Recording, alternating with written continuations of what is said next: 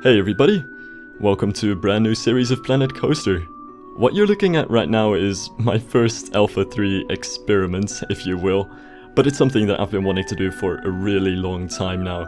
Basically, most of my gameplay so far has been to just try and figure out how to overcome the limits of the early alphas. But I think Alpha 3 has added so much new stuff, like all of these new building elements, scenery pieces, water and foliage, that I think it's about a good time to start building the park of my dreams, more or less, and just have a lot of fun with that. I'll talk a bit more about what I'm going to do in the time-lapse, so let's get into it. Right, now a small disclaimer before we really get into this video. The first two videos of this series are just going to be about the entrance plaza and not the actual theme park itself. I was hoping to do the entrance in one video, but it turned out to be quite a time-consuming thing and it became a bit larger than I was hoping for maybe.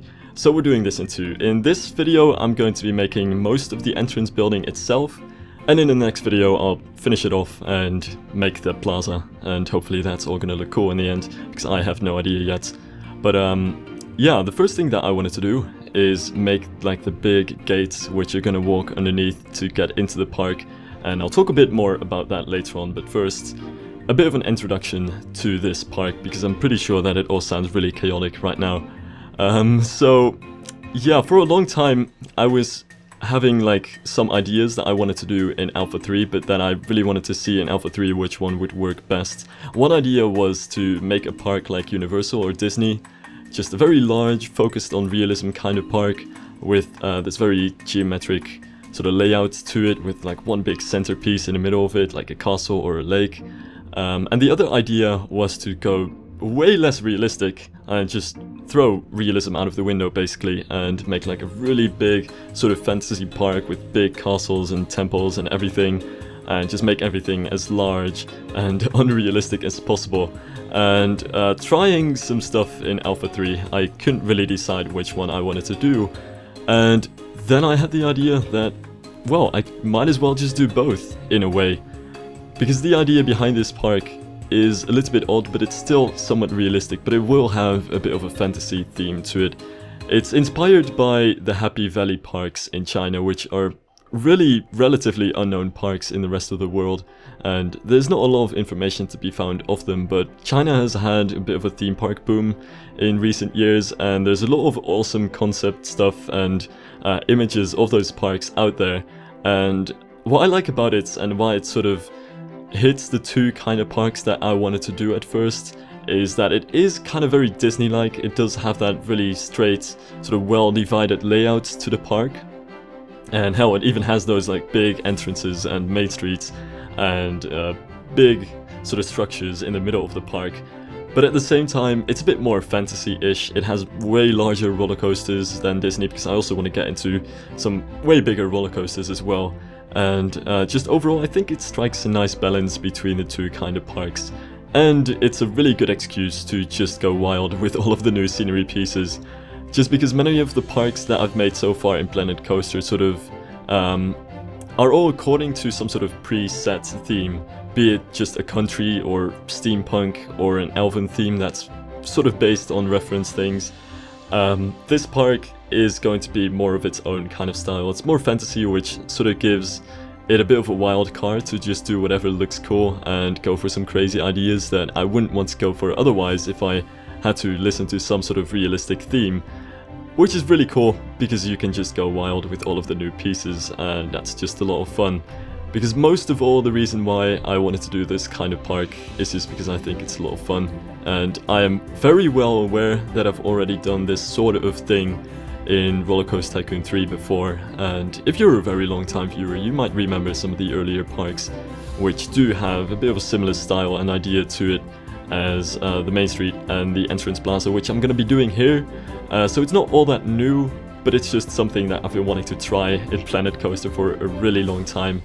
And yeah, Alpha 3 is just a really good opportunity to do so. So let's get back to the building for a little bit. This building is already quite a fantasy-like building. I'm not really sure what kind of style I would really say it is, and I don't really know too much about it anyway. but it's a bit gothic, I think. Actually, slightly inspired by some of the English buildings. It does have a very English Victorian sort of look to it, kind of like the Big Ben or Manchester City Hall, that kind of idea with the towers. But I also wanted to have this very large gates in the middle of it, which is inspired by concept arts of a Happy Valley theme park that doesn't exist, at least not yet. But it was that idea of having this large arch as you come into the park, kind of like you have in Universal as well. And on the side there, I need to get those smaller arches in, because obviously this very large arch is not enough for the entrance and exits of a large park like this. So most of the entry stuff is going to be happening underneath those arches on the side of this building. Now what this building most of all does is really sort of give you that sort of greeting into the park. It's a pretty recognizable building, hopefully. And even though I will have all sorts of buildings on the side of it, they're going to be quite a bit smaller and less unique in a sense. So this will really be that landmark as you approach the park. That sort of first impression is important, right? So this is going to be the hopefully good first impression as you walk into the park. It's all going to be a little bit symmetrical. It's obviously not the same on both sides, but it's that idea of having this symmetrical path layout with a very large, wide plaza in front of it, and facades on all sides to sort of give you an idea of what the park is going to look like, and get that grand entrance in, while at the same time, of course, getting some necessary, things in on the sides like toilets or whatever else I want to have information around the side of the entrance, that sort of thing. So the basic entrance building is done, and so is the pathwork, and the rest that I'll be doing in this video is working on the facades on the side of this to make those big wings of buildings that kind of greet you as you go onto the entrance plaza. And they'll all be buildings with slightly different styles, as you might have seen in that little teaser at the beginning of the video. But this entire area is going to have a very fantasy European touch to it. I did say that this would be a fantasy-like park, so I'm not strictly listening to any styles here, which just makes everything a bit easier and more fun, but I will be having different themed areas and like one big centerpiece for the park. And the different kind of areas that I want to get into are like a European fantasy. We've also got an Asian setting. Definitely America is going to happen, though it's probably going to be mostly South America and getting into temples and that kind of stuff, and also Africa. And all of those themes will be quite fantasy, so I don't really have to listen to any like real life sort of rules to all of the architecture that I don't really know much about.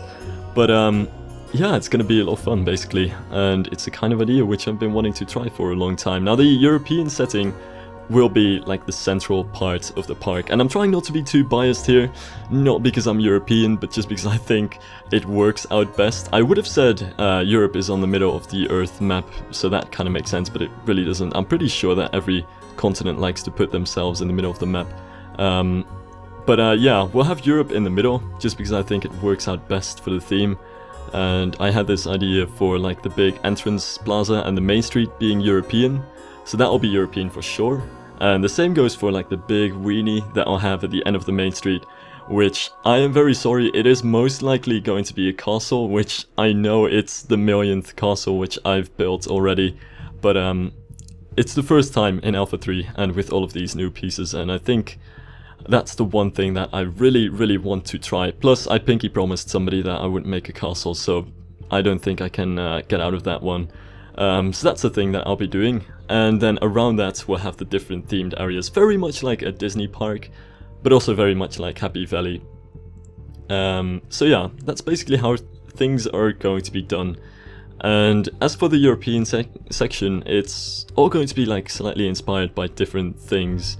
So I get some buildings that are like a little bit more English and some that are a bit more Alpine-ish, and just get like a general sort of style with the spires and the colors and the textures of the buildings that all sort of bring them together and make sure that it doesn't look too messy, but still they have slightly different styles for the different buildings. So as you can see with this second building that I'm doing here, which is the big toilet building, it's a bit more Alpine inspired, especially with that gable that really comes out of the front, and with all of the woodwork that I'll have and the wooden windows. It's very Alpine inspired, kind of Austrian, Bavarian kind of idea. And I think it fits quite nice actually, like next to the more English building. Get some slightly different looking textures and things in there while still having some sort of the same look to it. So that's the Alpine building, and many of these buildings will be like not some of your typical facades, at least not in a sense that you see them in many Disney main streets or other things like that. They are quite messy buildings in a way. They're going to be buildings with a lot of like nooks and crannies and balconies sticking out and different parts. Like normally you would see many buildings as being one big flat facade next to another big flat facade and not have anything that sticks out or any smaller towers or balconies or anything like that. But I do want to make these buildings a bit more dynamic than that and have all sorts of stuff coming out on all the sides. Just makes them a bit more fun to look at, I think, and also makes them fit in a bit better with the big arch that is the entrance of the park. So into the third building, which isn't really inspired by any particular country, but just a way to get some nice sort of castle-ish stuff into this section of the park. And I really felt like building this kind of tower. So this is the little castle mansion kind of building with some different colors as well. I didn't really have too many greens yet, and I'm going to recolor the walls. They're still white grayish, but I wasn't too happy with that in the end. So I recolored it to a slightly lighter brown, and this is really one of those buildings that gives it a bit more of a like medieval fantasy kind of touch to the entire plaza. And this is probably the most playful building in a way, that it has like all of these different parts sticking out. The roofs are all on different heights, and there's the tower in the front of it with the tower on the side as well, and that sort of thing which comes over the side with like that low wooden supported roof, which is going to come over like the door which I'll have at some point there underneath it. And I think actually this building probably would still stand best on its own as well. I think for many of these buildings I'm going to post them on the workshop as well. They're just going to be the fronts of the buildings. I will put a big grey box behind it just to make sure that they do look like facades on a otherwise very simple building. But with a few windows and walls and things like that on the sides and at the back of the building, I think these would work quite well as objects that you can just open as blueprints from the workshop, and I think I'll put them on the workshop if I can, if they don't have too many items in one building. So you'll probably see those pop up sometime soon. That's all I really wanted to say about this building. I think it's time to move on to the next one. And the next one is going to be a bit more of a simple building. I did want to make sure that all of these buildings are slightly more simple and less detailed than like the big entrance, so that's still the building that sticks out the most. But on this side, just to have something a bit different than on the other side, I didn't want to have a roof that comes out to the front, and I also didn't want to have a building with a tower because it felt a bit too close to the towers of the entrance building. And I do sort of want to build the buildings up toward the entrance a bit, so they'll get a bit higher as you come closer to the entrance to kind of give you that feeling that the plaza is larger than it really is. So that's something that I wanted to get in there, and it also kind of just makes sure that the buildings in the front of the plaza don't really dwarf the gate, which is placed quite a bit to the back of it.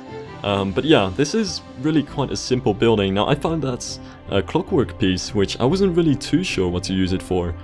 But I did want to use it in something since it's a really beautiful piece. So I ended up going with this building since it's very simple and sort of changed the color scheme to match a bit with the colors of that clock thing. And that's basically everything that this building has going for it. Aside from the clock, it's just walls with a roof and windows, which is basically any building, but this one's a bit more simple. It also doesn't really have any function. It's just that fancy thing that sort of sits right next to the big entrance gate. And I put those same roof pieces on top of it just to make it fit in a little bit better, but also because I really love those roof pieces. They really just make any kind of spire fancier just by putting that golden little top piece on top of it, which you can actually use swords for as well, but that's something which I'll get into later on. Anyway, the very last building of this entrance plaza, and this is once again a bit of an important building, because the way that it sort of is set up is that the building in the middle, which is the big entrance, is like the most important thing, so that really has to come out the most. But there are going to be 2 corner buildings on both sides with 1 tower at the end to sort of mark the end of these rows. And I wanted to put quite a bit of work into these things as well. Now this building, I'm not really sure if it has any kind of style. I almost feel it's a little bit Russian almost in the way that it's set up and laid out, but aside from that, it doesn't really have many details that would say so at all. And I'm not really sure what exactly the style of this would be. I just thought it would fit in the way that it is, so that's the way that we're doing it. And I was playing a little bit with the details on this building.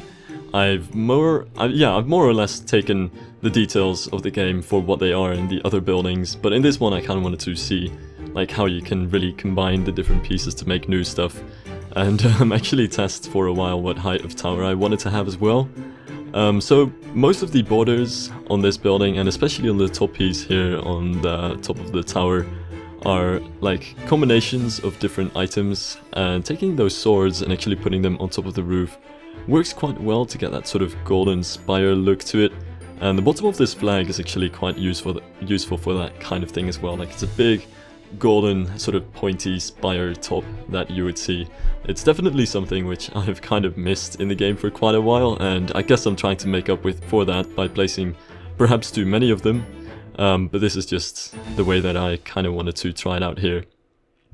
Now aside from the tower and how much I kind of wanted to play with the details, like the rims, or the trims I should say, and the sides of the building, I didn't really play much with any of the windows or anything like that. Just because I do like detailing stuff, which I guess I'm infamous for at this point. But I definitely want to keep it a bit spread out at some points and make sure that certain parts of buildings aren't as detailed. And since I went well into a lot of detail on those, like the foundation and on the top parts of this building, I wanted to keep the walls quite empty and not add too much to those, just so that the details at least come out a bit and the entire building doesn't just become one big sugar-coated pie, basically. And another habit that I got to was placing a lot of wood on this building, especially around the decorations, which, for the kind of building that it is, not sure how much sense it makes, but it's that kind of thing where the very yellow, very light colors didn't pop out a lot from the very light white, grey-ish bricks of the building. So all of those wooden planks just kind of help to get us some slightly darker colors into the details, which kind of accent them a bit, I think. So that works out quite well there. The same also kind of works with the pillars on the side of the building. So this is what it looks like as a finished building, or almost finished, I guess I could say, because most of these buildings are still missing some of the smaller details in front of it, like hanging baskets and some lanterns and like little scenery items on the ground. I'll definitely get into that in the next episode. But aside from that, this is more or less adding the final touches to the building. So that's it for today. Thank you guys so much for watching, and I hope to see you guys in the next video, in which I'll finish off this plaza so we can finally head into the rest of the park.